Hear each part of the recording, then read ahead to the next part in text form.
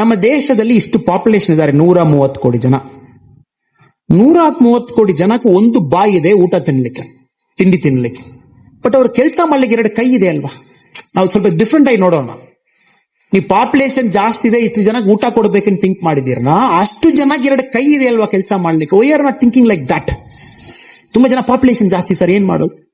You make all those 130 crore people to work, to find a purpose.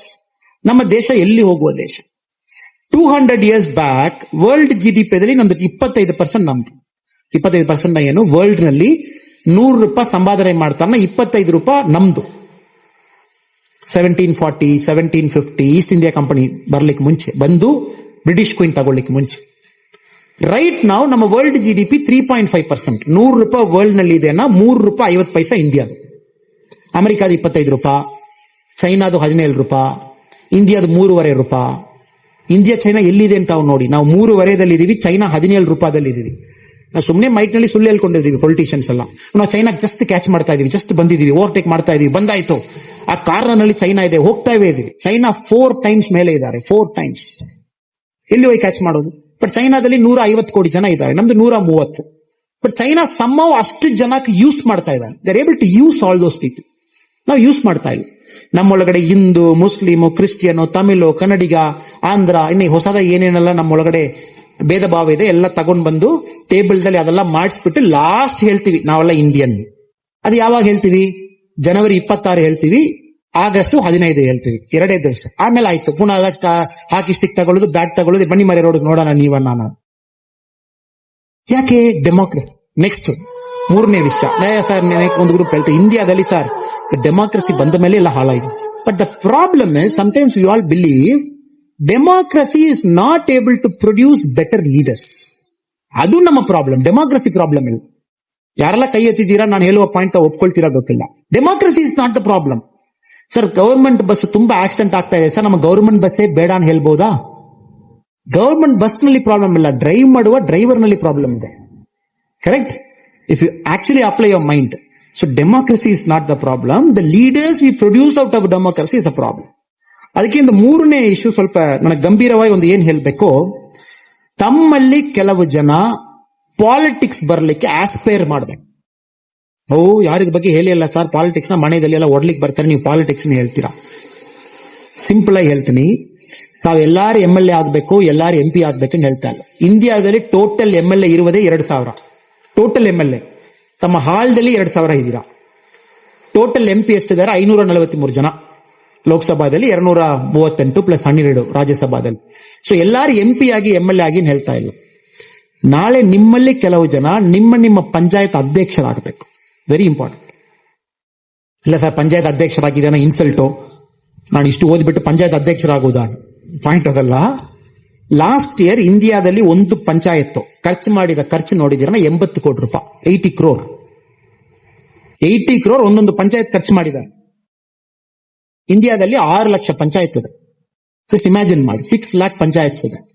ತಮ್ಮ ತರ ಯುವಕರಲ್ಲ first ಒಂದು ಪಂಚಾಯತ್ ಅಧ್ಯಕ್ಷರಾಗಿ, ಆಮೇಲೆ ತಾಲೂಕ್ ಪಂಚಾಯತ್ ಒಂದು, ಈ ತರ ಪೋಸ್ಟ್ ನಲ್ಲಿ ಬರುವಾಗ ಡೆಮೋಕ್ರಸಿ ನಿಜವಾಗಿ ಚೇಂಜ್ ಆಗ್ತದೆ. ಎಲ್ಸ್ ಏನಾಗ್ತದೆ, ನೀವು ಹೋಗಲ್ಲನ ತರಕಾರಿ ಮಾಡೋವೆ, ರಿಯಲ್ ಎಸ್ಟೇಟ್ ಮಾಡೋವೆ, ನೀರ್ ಇಲ್ಲಿ ತಗೊಂಡು ಅಲ್ಲಿ ಕೆಲಸ ಮಾಡೋವೆ, ಇಲ್ಲಿ ಮಣ್ಣಲ್ಲಿ ತಗೊಂಡೋಗಿ ಅಲ್ಲಿ ಸೇಲ್ ಮಾಡೋವೆ, ಇವರೆಲ್ಲ ಪಾಲಿಟಿಕ್ಸ್ ಬಂದಿದಾರೆ, ಏನಾಗ್ತದೆ ಡೆಮೋಕ್ರಸಿ?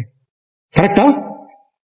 ಎಷ್ಟು ಜನ ಒಪ್ಕೊಳ್ತೀರಾ ಗೊತ್ತಿಲ್ಲ. They are the people are leaders. ನಾವು ಏನಪ್ಪ ಎಲ್ಲಿಯಪ್ಪ ನೀವು ಮಾಡಿದ್ದೀರಾ, ನಾನು ರಿಯಲ್ ಎಸ್ಟೇಟ್ ನಲ್ಲಿ ದೊಡ್ಡ ಕಿಂಗ್ ನಾನು.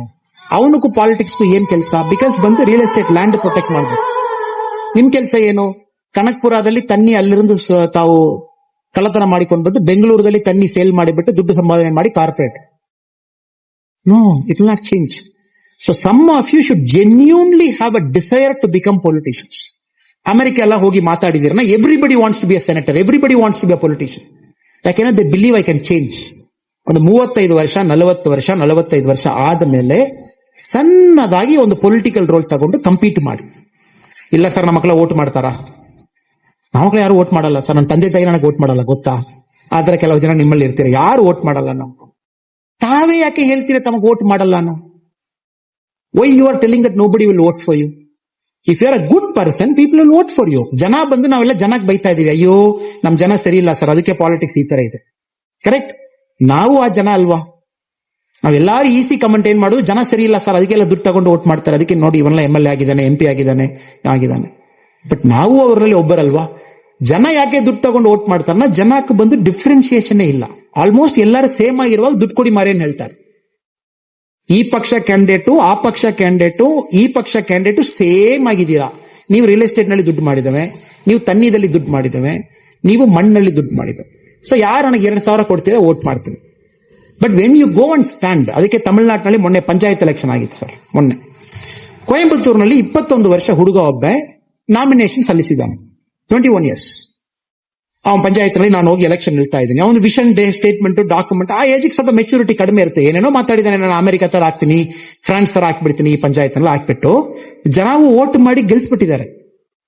ತುಂಬಾ ಜನ ಹೇಳಿದ್ದು ಅಟ್ಲೀಸ್ಟ್ ಇವನಿಗೊಂದು ಚಾನ್ಸ್ ಕೊಡೋಣ. ಯಾರ್ಯಾರಿಗೋ 3 ಚಾನ್ಸ್ ಕೊಟ್ಟಿದೀವಿ, 4 ಚಾನ್ಸ್ ಕೊಟ್ಟಿದೀವಿ, ಹುಡುಗಕ್ಕೊಂದು ಕೊಡೋಣ, ಕೆಲಸ ಮಾಡ್ತಾನ ಮಾಡಲ್ಲ, 5 ವರ್ಷ ಅಲ್ವಾ. ಏನಿವೆ 5 ವರ್ಷದಲ್ಲಿ ಅವ್ರು ಏನು ಮಾಡಲ್ಲ, ಹುಡುಗ ಏನು ಮಾಡಿಲ್ಲ ಅಂದ್ರೆ ತೊಂದರೆವಿಲ್ಲ, ಬಟ್ ಒಂದು ಆಪರ್ಚುನಿಟಿ ಕೊಡೋಣ. ಸೊ ದಯವಿಟ್ಟು ಇದು ಕಾಲೇಜ್ನಲ್ಲಿ, ಸ್ಕೂಲ್ದಲ್ಲಿ ಯಾರು ಬಂದು ನಿಮಗೆ ಮೈಕ್ ತಗೊಂಡು ಪಾಲಿಟಿಕ್ಸ್ ಬನ್ನಿ ಹೇಳಲ್ಲ. But I am telling you have to change the Indian democracy. But ಬಹಳ ಕಷ್ಟ, ನಮ್ ಡೆಮೋಕ್ರಸಿ ಇದೇ ತರ ಹೋಗಿತ್ತ ಬಹಳ ಕಷ್ಟ. ಎಲ್ಲ ಬಂದು ಮೊನ್ನೆ ಬೆಂಗಳೂರಲ್ಲಿ ತುಂಬಾ ಕಾಲೇಜ್ ಹುಡುಗರೆಲ್ಲ ಪ್ರೊಟೆಸ್ಟ್ ಮಾಡಿದ್ದಾರೆ. ಒಂದು ಹುಡುಗರಲ್ಲಿ ಹೇಳಿದ್ರು, ಯಾಕೆ ಪ್ರೊಟೆಸ್ಟ್ ಮಾಡ್ತೀರಾ ಸರ್? ಏನ್ ಗೊತ್ತಾ ಸರ್, ಅದು ಕ್ಲಿಯರ್ ಆಗಿ ಗೊತ್ತಿಲ್ಲ ಸರ್, ಬಟ್ ಎಣ್ಣೆಯ ತಪ್ಪನ್ನು ಗೊತ್ತಾಯ್ತು, ಅದಕ್ಕೆ ಪ್ರೊಟೆಸ್ಟ್ ಮಾಡ್ತಾ ಇದ್ದೀನಿ.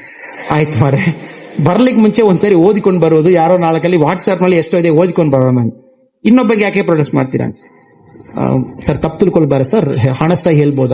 ನಾ ಯಾರ ಕೇಳಲ್ಲ, ಹೇಳ್ಬಾರೆ. ಒಂದಿನ ರಜಾ ಸಿಗ್ತದೆ ಅಂತ ಪ್ರೊಟೆಸ್ಟ್ ಮಾಡ್ತಾ ಇದ್ದೀನಿ. ಕೆಲವು ಜನ ಜೆನ್ಯೂನ್ ಆಗಿದ್ದಾರೆ, ಕೆಲವು ಜನ ನಿಜವಾಗಿ ತಪ್ಪು ನನಗೆ ಭಾವನೆ ಮಾಡ್ತಾ ಇದ್ದೀನಿ, ಮಾಡಿ, ತೊಂದರೆವೇನಿಲ್ಲ.